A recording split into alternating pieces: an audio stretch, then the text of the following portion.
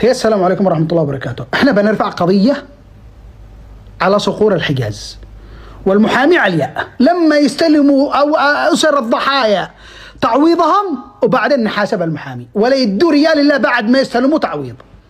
يجي لي واحد ما يسواش حداء يجي يقول لي شركة صقور الحجاز بيرفعوا عليك قضية لأنك تكلمت وافتريت عليهم. بإيش افتريت عليكم؟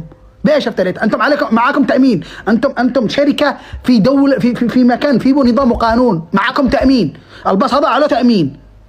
إذا أنتم عليكم إنكم الأسر الشهداء كامل تدفعوا لهم دية وتعويض. وإذا ما عليكم مش تأمين فهي قضيتين، قضية إنك ما أنتش مؤمن وقضية تعويض.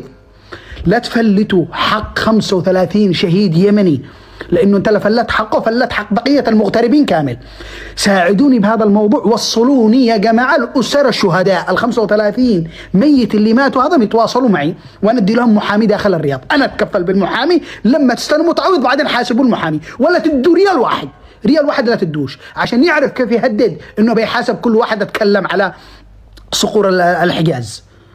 مش كل اللحوم تؤكل ولا كل البرام لسيس. هذا درس يكون لهم ودرس لكل الشركات، لا يهملوا المواطن اليمني وهو بطريقه. نشتي لوحة السيارة اللي حرقها، نشتي نعرف انه في تأمين للباص هذا ولا لا. ان كان في تأمين فعلوا تعويض، وان كان ما في تأمين فعلوا قضية وتعويض. علوا قضية وتعويض.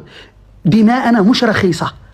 اليوم لو احنا سكتنا على ال 35 في 35 ثانيين بيموتوا كمان، في 35 بيموتوا كمان.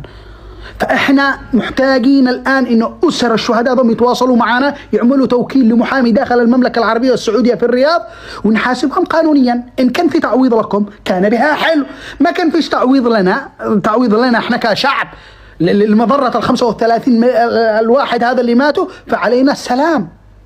نجلس ساكتين لانه بيكون في حادث وحادثين وثلاثه واربعه وخمسه لانهم مهملين.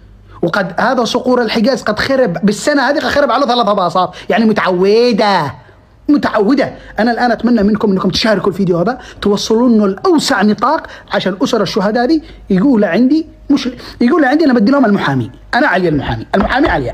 ايش ترفع علي قضية أنا أرفع عليه قضية أنا بالناس هذم، وأشي الشهود عيانة ال6 هذم اللي ربي طول بأعمارهم، يقول بس يدلوا بشهادتهم، بحق الله، السبب الحادث وايش كانوا يقولوا للسواق وايش اللي حصل.